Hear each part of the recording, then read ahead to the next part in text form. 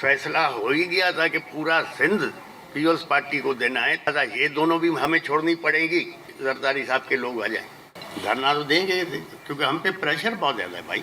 पीर साहब पगारा जिन्होंने अपनी कॉन्फ्रेंस के अंदर बड़े खुले अल्फाज में कहा है कि जब सिंध पीपल्स पार्टी को देना ही था तो ये जो 2 नशिस्तें हमें मिली हैं हम इससे भी दस्तबरदार होते हैं और ये भी उन्हीं को दे दी जाएं।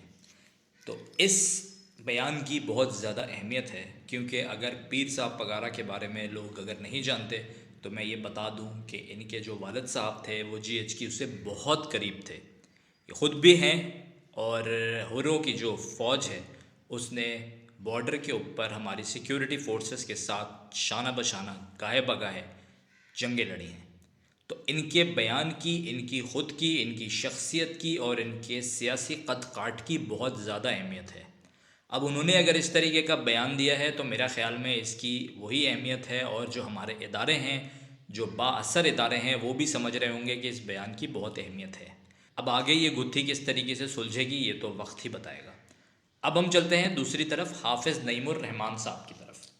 कराची में वो किसी भी तारुफ के मोहताज नहीं है। जमात इस्लामी से ताल्लुक़ रखने वाली कदावर शख्सियत हाफिज़ नईमुर रहमान, हर जगह उनके पोस्टर चस्पा हैं, हर जगह उनकी कैंपेन चली कराची के अंदर, बहुत भरपूर तरीके से उन्होंने काम किया और उसके बाद जब नतीजा आता है तो कहा जाता है कि वो सीट जीते हैं। लेकिन उसके बाद होता क्या है कि हाफिज़ नईम साहब दस्तबरदार हो जाते हैं और कहते हैं कि मैंने फॉर्म 45 देखा है, PTI के जो हामी कैंडिडेट थे वहाँ से वो जीत के हकदार थे फॉर्म 45 के मुताबिक। जी हाँ, ये फॉर्म 45 वही है जिसके ऊपर तमाम मालूमात लिखी होती है, कौन सा पोलिंग स्टेशन है, कितने वोट पड़े थे, हल्का कौन सा है, ये तमाम जो इन्फॉर्मेशन है ये फॉर्म 45 पर मौजूद होती है। तो हाफिज़ नईमुर रहमान साहब ने कहा है कि फॉर्म 45 के मुताबिक PTI कैंडिडेट उस सीट के असल हकदार हैं।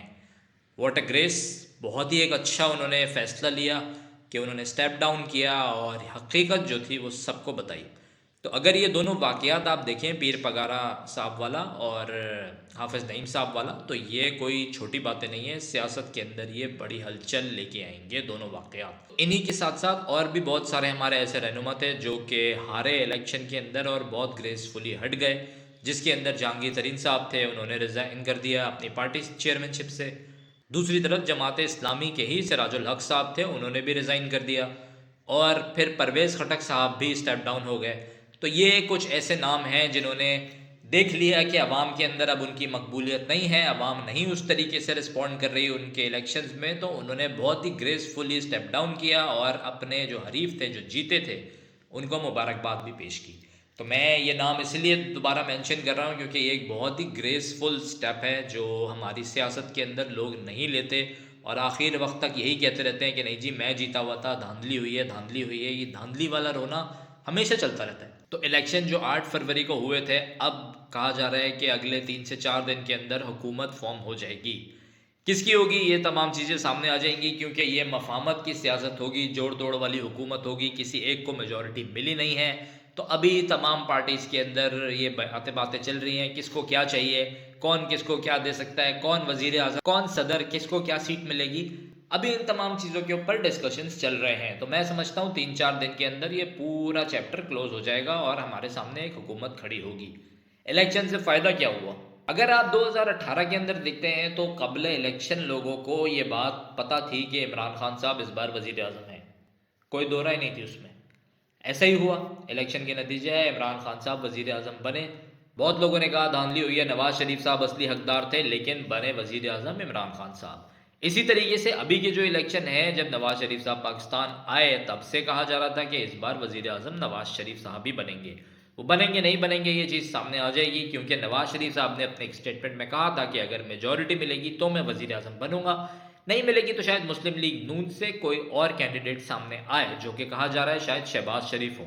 दूसरी तरफ बिलावल साहब की भी बात अभी चल रही है वज़ीर आज़म बनने के लिए, क्योंकि पीपल पार्टी और मुस्लिम लीग नून जो है वो अभी कोलैबोरेशन करने के अंदर आखिरी मराहलों में मौजूद हैं। तो अब अगर पहले से ही पता होता है कौन वज़ीर आज़म बनेगा कौन नहीं बनेगा, तो फिर ये पूरा इलेक्शन का चक्कर क्यों चलाया जाता है?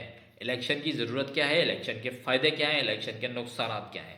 इलेक्शन का सबसे बड़ा फ़ायदा यह है कि जितने भी ममालिक हैं उनके अंदर ये क्लेम किया जाता है कि यहाँ पे डेमोक्रेसी है। डेमोक्रेसी होती है आज़ादी राय। आप जिसको चाहे वोट देकर मुंतखब कर लें, जिसको चाहे तख्त पे बिठाएं, जिसको चाहे तख्त से हटाएं, ये फैसला आवाम के हाथ में होता है। आपने अगर देखा हो, चाहे पीपल पार्टी हो, चाहे नून लीग हो या कोई और दीगर जमात हो, तहरीक इंसाफ हो, अवाम ने जब जब अपना वोट दिया पार्टियों को, वो इक़्तिदार में आए और उसके बाद उनको हटाया गया या जो भी किया गया, लेकिन इक़्तिदार में अवाम के वोट से ही आए। उन्होंने सर्व किया नहीं किया ये एक अलग बात है। जब ये इलेक्शन का अमल होता है तो पूरी दुनिया तक ये पैगाम जाता है कि ये एक जमहूरी मुल्क है, यहाँ पर अवाम की राय को माना जाता है, अवाम जिसे चाहे बिठाए, जिसे चाहे हटाए। तो उसके बाद क्या होता है कि जब एक गवर्नमेंट फॉर्म हो जाती है तो आपके मुख्तलिफ ममालिक के साथ ताल्लुकात जो होते हैं वो वही हुकूमत देखती है। कर्जे लिए हुए हैं पाकिस्तान ने बहुत सारे, IMF से भी और दीगर ममालिक से भी। वो तमाम चीज़ें जो अब आगे बातचीत होनी है, चाहे IMF के वक्त से बात हो या दीगर ममालिक से बात हो, वो तमाम बातें, वो तमाम काम करेगी अब आने वाली हुकूमत। क्योंकि लोगों को ये भरोसा होगा कि ये हुकूमत चलेगी 5 साल, जो 5 साल एक इलेक्शन का टाइम है, वो चलेगी या नहीं चलेगी मैं अभी इस डिबेट में नहीं जाऊंगा, लेकिन यही मैसेज जाता है। अगर आप किसी भी मुल्क में देखें, जहाँ भी इलेक्शन होते हैं, चाहे वो अमेरिका हो, चाहे वो यूनाइटेड किंगडम हो, चाहे वो आपका इंडिया हो, हर जगह हुकूमत 5 साल तक चलती है। मोदी साहब को आप देखें, एक लंबे अरसे से बैठे हुए हैं। कहने को ये साल इंडिया में भी इलेक्शन का साल है, लेकिन वो अगर दोबारा इलेक्ट होते हैं, जो कि कहा जा रहा है वो होंगे ही, तो 5 साल तक वो दोबारा रहेंगे। पाकिस्तान के अंदर कोई भी हुकूमत, कोई भी वज़ीर आज़म 5 साल तक सर्व नहीं कर सका, जिसकी मुख्तलिफ वजूहात थी। और यही एक ऐसी वजह है कि पाकिस्तान के अंदर एक स्टेबिलिटी जो आनी चाहिए थी वो नहीं आ सकी। माशी अदम इस्तेकाम की भी बड़ी वजह यही है कि कोई भी हुकूमत जो पूरे तरीके से सर्व नहीं कर पाती। अब इस दफ़ा क्या होगा ये तो अब आगे चल के हालात ही बताएंगे, लेकिन इलेक्शन की ज़रूरत इसलिए पड़ती है ताकि आप अपना जमहूरी निज़ाम पूरी दुनिया को बता सकें, पूरी दुनिया को यकीन दिला सकें कि भाई हम जमहूरियत हैं, आप आएँ हमारे साथ डील करें, हमारे साथ कारोबार करें, हमारे साथ ट्रेड करें, जिस तरीके के ताल्लुकात रखना चाहते हैं वो रखें, क्योंकि हम एक जमहूरी हुकूमत हैं और यहाँ पर जमहूरियत चलती है। अब इस इलेक्शन से कितना फ़ायदा होता है, कितनी स्टेबिलिटी आती है और सियासी अदम इस्तेकाम कितना कम होता है, ये तो अभी कुछ दिन के अंदर चीज़ें सामने आ जाएंगी। मेरी ज़ाती राय यह है कि थोड़ा मुश्किल है इस इलेक्शन के बाद मुल्क में अभी स्टेबिलिटी लाना, क्योंकि अगर आप देखें जगह जगह पर इलेक्शन के रिजल्ट्स चैलेंज होना शुरू हो गए हैं।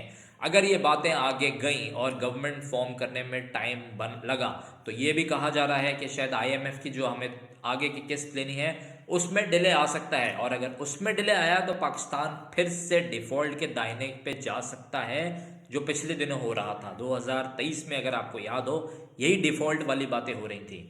तो इस चीज़ से बचने के लिए ज़रूरी है कि जल्द अज जल्द गवर्नमेंट को फॉर्म किया जाए और उसको इख्तियारात देकर जो हुकूमती काम है उनको दोबारा से शुरू किया जाए, क्योंकि अभी केयर टेकर हुकूमत है। जब ये गवर्नमेंट फॉर्म होती है तो फिर ये केयर टेकर सारा सेटअप हट जाएगा, जो कि अभी ज़ाहिर है वो इलेक्शन तक की ही उनकी जिम्मेदारी थी, लेकिन उसके बाद बिल्कुल कंप्लीट जब नई गवर्नमेंट आएगी लोगों को पता होगा भाई ये पक्का काम करने वाला है। ठीक है, दो अगर आप कहीं किसी इदारे में भी जाएंगे और आपको कोई काम करवाना हो, आपको पता हो कि ये बंदा जो बैठा है ये 3 दिन बाद तब्दील हो जाएगा, तो आप कोशिश करेंगे यार मैं 3 दिन बाद ही आऊँगा, क्योंकि जो मुझे वहाँ की फ़ीस देनी है, जो मुझे वहाँ के चीज़ें करनी हैं, वो तब सारी चीज़ें तब हों जब पक्का बंदा बैठा हो। ये जो मैं डॉक्यूमेंट दूँ वो भी उसके हाथ में दूँ जो पक्का बंदा बैठा हो। एक बंदा 3 दिन में अगर चला जाएगा तो उसको कोई कागज़ देने का, उसको कोई पैसे देने का, किसी भी तरीके का कोई फ़ायदा नहीं है। तो ये भी एक बहुत इंपॉर्टेंट पॉइंट होता है गवर्नमेंट फॉर्म करने का, ताकि लोगों को, दूसरे ममालिक को, आपके दोस्तों को जो आपके साथ काम करना चाहते हैं, जो आपके ट्रेड अलाइंस हैं, जो आपके बिजनेस पार्टनर्स हैं, उन सबको ये यकीन रहे कि ये हुकूमत यहाँ मौजूद है, जमहूरी हुकूमत मौजूद है, ये हर चीज़ में हमें बैकअप भी देगी, हमारा साथ भी देगी, और क्योंकि ये आवाम के मैंडेट से है तो इनके खिलाफ कोई इंतशार नहीं फैलेगा। ये सारे इलेक्शन के फ़वाइद हैं जो मैंने अभी आपको इस वीडियो के अंदर बताए हैं। अब ये कितने इम्प्लीमेंट होंगे और कितने नहीं, ये भी आपको अभी आगे चल के पता लगेगा। तो आपने चैनल को सब्सक्राइब कर देना है, बेल आइकन को ज़रूर दबा दीजिएगा। अल्लाह पाकिस्तान का हामी नासिर रहे।